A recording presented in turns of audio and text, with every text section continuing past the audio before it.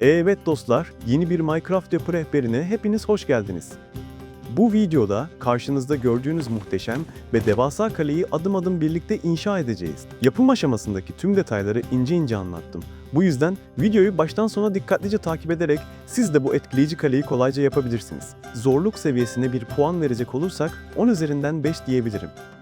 Her şeyden önce yapım sırasında ihtiyacımız olacak malzemeleri bu şekilde hazırlıyoruz. Eğer bu tarz Minecraft yapı rehberlerini seviyorsanız kanala abone olmayı ve videoyu beğenmeyi unutmayın. Öncelikle kalemizin zeminini bu şekilde işaretliyoruz ki daha kolay ilerleyelim ve ne yaptığımızı daha net bilelim. Ölçüleri tamamen kendi isteğinize göre büyütebilirsiniz. Ben ise bu ölçüleri kullanmayı tercih ettim. İlk olarak belirlediğimiz alanı kazıyor ve ardından dolduruyoruz.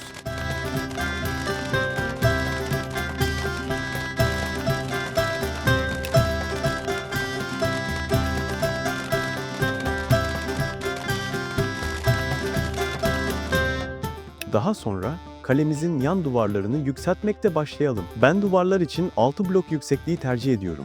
Ancak siz kendi zevkinize göre bu ölçüyü artırabilir veya azaltabilirsiniz. Yan duvarların yerini belirledikten sonra artık köşe noktalarından yapıyı yukarı doğru yükseltmeye başlıyoruz. Burada önemli olan her köşeyi aynı yükseklikte ve simetrik şekilde ilerletmek. Bu sayede kalenin iskeleti düzgün bir form kazanıyor ve sonraki adımlar için sağlam bir temel oluşturuyor. Şimdi ise kalemizin en önemli bölümlerinden biri olan kuleleri inşa ediyoruz.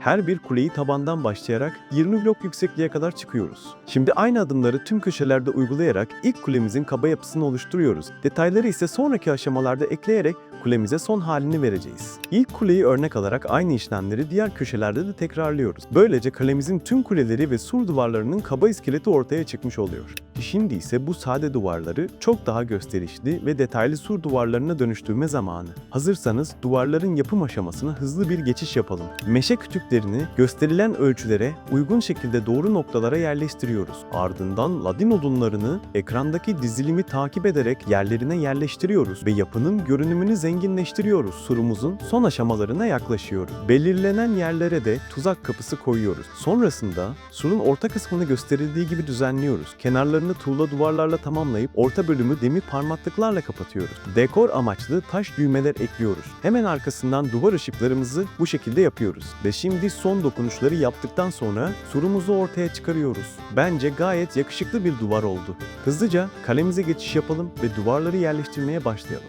Artık hazırladığımız muhteşem duvarları 3 köşeye yerleştiriyoruz. Kale kapısı için belirleyeceğiniz alanı boş bırakmayı unutmayın. Sonraki adımda kale kapısına geçiş yapacağız. Hadi vakit kaybetmeden muhteşem kapımızı yapmaya başlayalım. Kale kapımıza ilk olarak meşe odunlarımızı gösterdiğim gibi diziyoruz. Hemen arkasından ladin odunlarımızı bu şekilde yerleştiriyoruz ki yaptığımız duvarla bütünleşsin. Hemen arkasından tuzak kapılarını yerleştiriyoruz ve ortadaki tuğlaları kırıp taş duvar koyuyoruz. Ortasını da parmaklıkla kapatıyoruz ve kalemizin kapısını açtıktan sonra ortasını çit ile kapatıyoruz. Aydınlatma için ışıklarımızı da gördüğünüz gibi diziyoruz. Hemen arkasından son işlemimizi de yaptıktan sonra işte o harika kale kapımız. Kale kapımızı da yerine güzelce yerleştiriyoruz. Şimdi diyeceksiniz ki bu kaleye nasıl gireceğiz? Merak etmeyin, videonun ilerleyen kısmında bunun çözümünü de göstereceğim. Şimdi ise vakit kaybetmeden kalemizi gerçek bir kaleye dönüştürecek o muhteşem kulelerin yapım aşamasına geçelim. Geçmeden önce buraya kadar geldiyseniz videoyu beğenmeyi, kanala abone olmayı ve yorum yapmayı unutmayın. Desteğinizle çok daha güzel Minecraft projelerinde buluşacağız.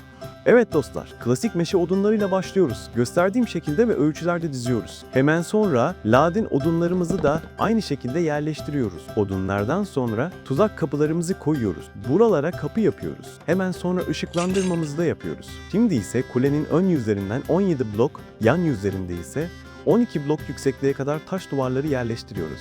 Hemen arkasından üst kısmını ladin bloklarla kapatıp en alt kısımdaki ve en üst kısımdaki boşluklara zincir takıyoruz. Kulemizin sonlarına yaklaşıyoruz. Öncelikle demir parmaklıkları yerleştiriyoruz. Hemen arkasından gösterdiğim gibi ladin blokları çatımıza bu şekilde diziyoruz. Büyük blokları dizdikten sonra basamak blokları da gösterdiğim gibi yerleştiriyoruz. Kalemizin orta kısmını doldurduktan sonra yanlarını da bu şekilde kapatıyoruz. Hemen ardından kulemizin pencere yerlerini de gördüğünüz gibi açıyoruz. Ve son olarak pencereleri açtıktan sonra kulemize güzel bir bayrak yapıyoruz ve kulemizi burada bitiriyoruz. Yapım aşaması hızlı geldiyse Videoyu yavaşlatıp izleyebilirsiniz. Hadi şimdi kalemize kuleleri yerleştirmeye gidelim. Evet dostlar, yaptığımız kuleleri de yerlerine yerleştirdikten sonra kalemizin görünümü daha da güzelleşiyor. İşin çok büyük kısmını burada bitiriyoruz. Sonraki aşamada iç duvarları ve iç tasarımı yapmaya geçeceğiz. İç tasarımımıza geçmeden önce kale kapısını içeriden açıp duvarların üst kısımlarını tamamlıyoruz. Bunu da hallettikten sonra vakit kaybetmeden duvar içlerine geçiyoruz. Duvar içlerini de aynı şekilde yapıyoruz ve kapılarını açıyoruz.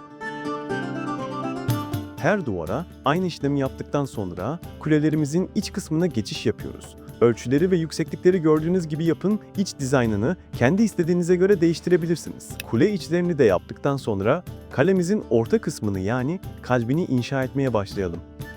Kalemizin içine her şeyden önce tahtımızı yapacağız. Çünkü tahtsız kral olmaz. Tahtımızı biraz yüksekte yapacağım ki kalemizin her yerini görebilelim. Tahtımızı da gördüğünüz gibi yapıyoruz.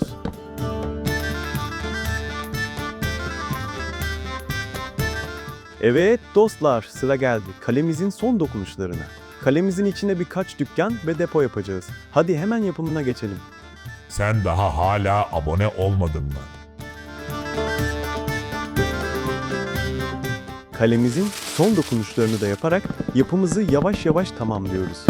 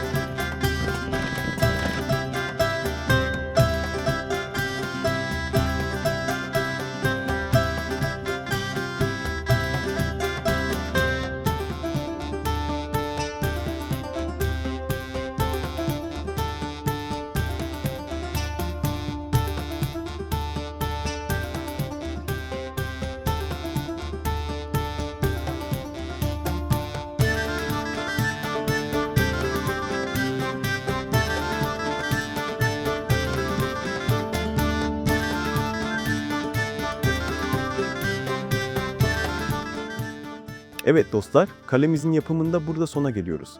Umarım bu muhteşem kaleyi inşa ederken keyif almış ve videoyu beğenmişsinizdir.